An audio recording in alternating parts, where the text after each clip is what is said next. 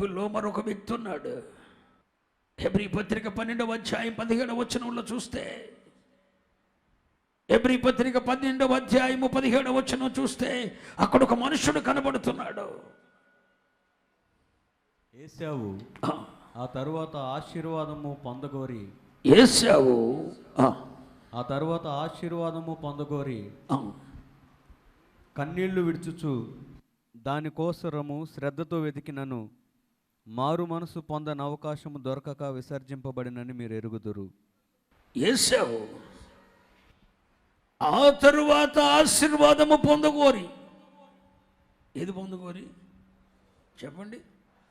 ఆశీర్వాదము పొందగోరి కన్నీళ్లు విడుచుతూ దానికోసము శ్రద్ధతో వెతికినను మారు మనసు పొంద అవకాశము దొరకక విసర్జింపబడినని మీరు ఎరుగుతారు. ఆ తరువాత ఆశీర్వాదం పొందాలనుకున్నాడట. ఆ తరువాత ఆశీర్వాదం పొందాలనుకున్నాడట. ఆ తరువాత ఆశీర్వాదము పొందాలనుకున్నాడట. పొందాలనుకొని కన్నీళ్లతో శ్రద్ధతో దాన్ని వెతికాడట. కానీ పొందే అవకాశం దొరకలేదట. చూడండి, ఆదికాండం 27వ అధ్యాయం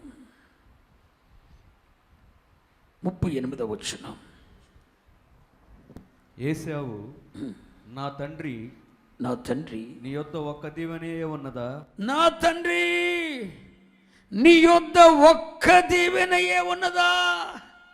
నా తండ్రి నన్ను నన్ను నన్ను కూడా దీవించమని తన తండ్రితో చెప్పి ఏశావు ఎలుగెత్తి ఏడవగా, ఏశావు ఎలుగెత్తి ఏడుస్తున్నాడు.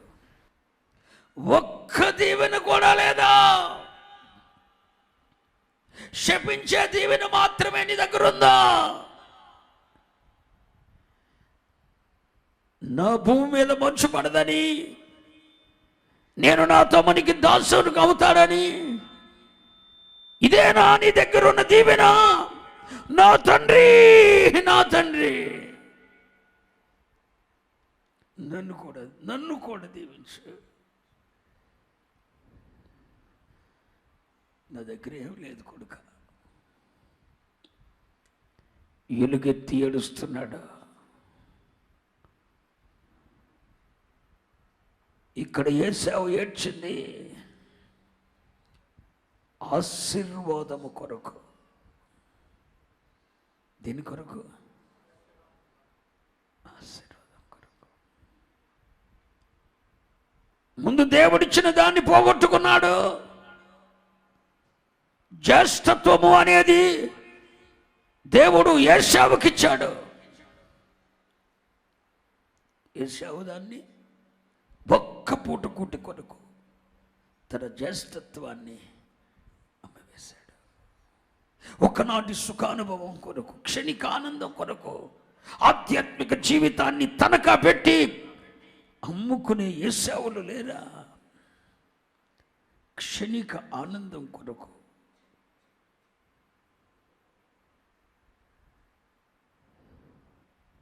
ఒక్క పూట కూటి కొరకు జ్యేష్ఠత్వం నమ్ముకుని ఇక్కడ ఏశావు ఏడ్చింది కూడా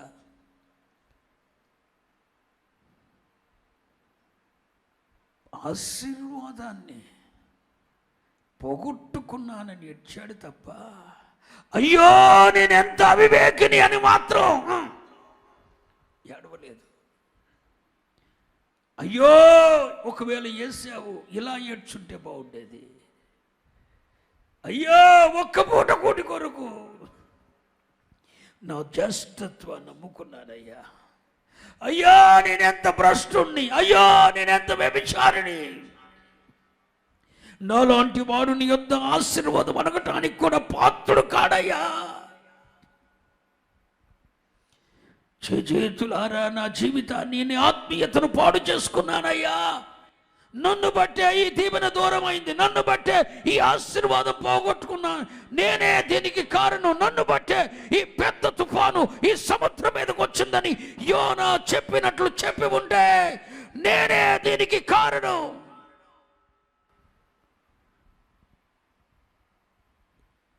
ఒక్క పూట పూటి కొరకు చేస్తత్వ నమ్ముకున్న భ్రష్టున్నయ్యా, వ్యభిచారినయ్యా, నా మూర్ఖత్వమే, నా పాపమే నా ఆశీర్వాదాన్ని పోగొట్టింది. ఈరోజు నిన్ను ఆశీర్వదించమని అడగటానికి కూడా నేను పాత్రను కాను అని పశ్చాత్తాపడి ఉంటే దేవుడు కనికరించుండేవాడు, కృప చూపుండేవాడు. పశ్చాత్తాపంతో ఏశావు ఏడవలేదో, పాపమును బట్టి ఆశీర్వాదం పోగొట్టుకున్నాను ఏడ్చాడు. ఆశీర్వాదం పోయిందని ఏడ్చాడు, పాపమును బట్టి పోగొట్టుకున్నాను నేను ఏడవలేదు. ఏదో పోగొట్టుకున్నావని ఏడుస్తున్నావు తప్ప నీవు పరిశుద్ధుల సహవాసం పోగొట్టుకున్నానని ఏడుస్తున్నావు, పరిచర్యను పోగొట్టుకున్నానని ఏడుస్తున్నావు, సేవకుని ముందు నిలబడే అర్హత లేకుండా పోయిందని ఏడుస్తున్నావు తప్ప నా మూర్ఖత్వమే దీనికి కారణమని ఏ ఒక్కరోజైనా ఒప్పుకున్నావా నీవు? ఒప్పుకోలేదు.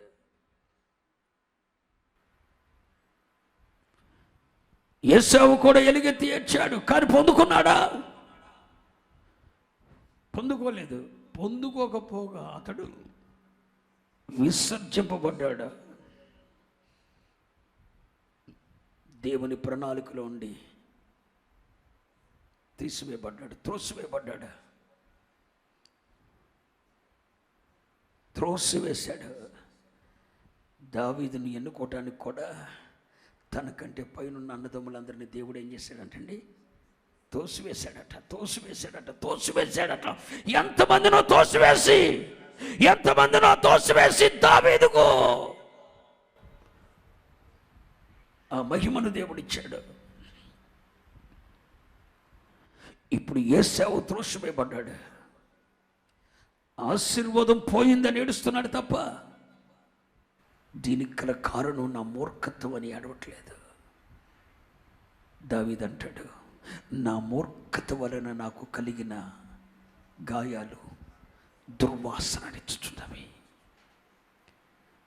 నా దగ్గర ఈ పాపపు దుర్వాసన గల కారణం నా మూర్ఖత. నా మూర్ఖతను బట్టి నా ఎముకలలో స్వస్థత లేదు, నా మూర్ఖతను బట్టి నా శరీరము క్షీణించింది, నా పాపమును బట్టి స్వస్థత నా శరీరమునకు లేదన్నాడు దావీదు. నా శరీరంలో స్వస్థత లేకపోవడం గల కారణం, నా ఎముకలలో స్వస్థత లేకపోవడం గల కారణం నాకైన ఈ గాయాలు నా మూర్ఖత్వాన్ని బట్టని కీర్తనలు 38వ అధ్యాయం అంతటిలో తన పాపమే నా మూర్ఖత్వమే అన్నాడు. ఈ ఒప్పుకోలు యేసావు దగ్గర ఉందా? ఎక్కడైనా నన్ను బట్టే ఈ జ్యేష్ఠత్వం పోయిందని అన్నాడా? నేనే భ్రష్టుడు అన్నాడా? నేనే వ్యభిచారిని అన్నాడా? అనలేదు. ఆశీర్వాదం పోయిందని ఏడ్చాడు తప్ప పితరులు ఇచ్చిన ఐశ్వర్యం పోయిందని ఏడుస్తున్నావు, ఆస్తి పోయిందని ఏడుస్తున్నావు, ఉద్యోగం పోయిందని ఏడుస్తున్నావు, చేతులారా వచ్చిన ఉద్యోగం చేర్చుకున్నానని ఏడుస్తున్నావు తప్ప అది పోవటానికి గల రీజన్ ఏంటి? ఎందుకు గ్రహించలేకపోతున్నావు? నిజంగా చెప్తున్నాను, నిన్ను ప్రేమించి దేవుడు నీకు ఉద్యోగం ఇచ్చిన దేవునికి మహిమ రాదన్న సంగతి ఆయనకు తెలుసు. నీ జ్ఞానంతో, నీ తెలివితో, నీ టాలెంట్తో నువ్వు సంపాదించుకున్నాను అనుకుంటావు. 2, నీ ఇంట్లో వాళ్ళ అతిశయానికి అవధులుండవు, దేవునికి అప్పగించుకునే మనస్తత్వం లేరు, దేవునికి విధేయత చూపే మనస్తత్వం ఇసుమంత కూడా లేని చోట ఆయన ఎట్లా అద్భుతం చేయగలడు? ఆయన అద్భుతం చేయగలడా? అక్కడ ఆ రాతి బాన్లను నీళ్లతో నింపండి అని చెప్పితే ఎక్కడ ఆయన చెప్పినట్లు చేశారో అక్కడ ఆయన నీళ్లను అద్భుతంగా మార్చాడు, నీళ్లను ద్రాక్షరసంగా మార్చాడు. నీళ్లతో నింపండిరా అంటే నువ్వేమో తేనెతో నింపుతావు. నీకు అధిక తెలివి ఎక్కువ. దేవుడు ఎట్లా అద్భుతం చేస్తాడు? దేవుడు ఎలా తన కార్యాన్ని చేయగలడు? దేవుడు చేయుటకు సమర్థుడు. ఆయన ఉన్నవాడు ఉన్నవాడు ఉన్నవాడు ఉన్నవాడు ఉన్నవాడు. ఒకటి గుర్తుంచుకో, ఆయనకు వేరుగా ఉండి ఎవ్వడు ఏమీ చేయలేడు. 4 మెతుకులు నోట్లోకి వెళ్తుంటేనే దేవుడు గుర్తు రావట్లేదే. నీ స్థితిని మారిస్తే నువ్వు దేవునికి లోబడతావన్న సంగతి దేవుడు ఎలా నమ్ముతాడు? ఒక్క పూట కూటి కొరకే జ్యేష్ఠత్వాన్ని నమ్మేస్తావే. ఎవడో ఒకడు సాయం చేస్తానంటే నీతిని వదులుకుంటావే. చిన్నపాటి దాని కొరకు కక్కుర్తి పడిపోతావే. నువ్వు ఆయనకు నమ్మకంగా ఉంటావని ఆయన ఎలా నమ్మగలడు? ఒక్క పూట కోటి కొరకు జ్యేష్ఠత్వాన్ని నమ్ముకుంటే, ఎవడో పీసు కడతానని, ఎవడో సహాయం చేస్తానని, ఎవడో ఇల్లు నిర్మించుకుంటానికి కానుకిస్తాడని, ఎవడో సపోర్ట్ చేస్తాడని నీతిని వదులుకుంటున్నావే. నీ పట్ల ఆయనకు ఎలాగో కార్యం చేయగలడని తలుస్తున్నావు.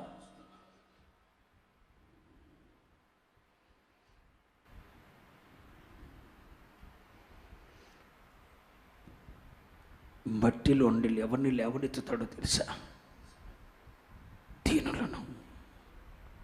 నీ అవసరం ఉంది ప్రభువా నాకు అని ఏడ్చేవాళ్ళని, నీ అవస్థ తీర్చిపోతే నా వల్ల కాదని ఆయన మీద ఆధారపడిపోయినోడిని, దీనులను మట్టిలో ఉండి లేవనెత్తుతాడు.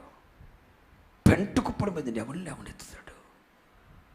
దరిద్రులను పెంట కుప్పల మీద లేపి అధికారులతో కూర్చుని పెడతాడు.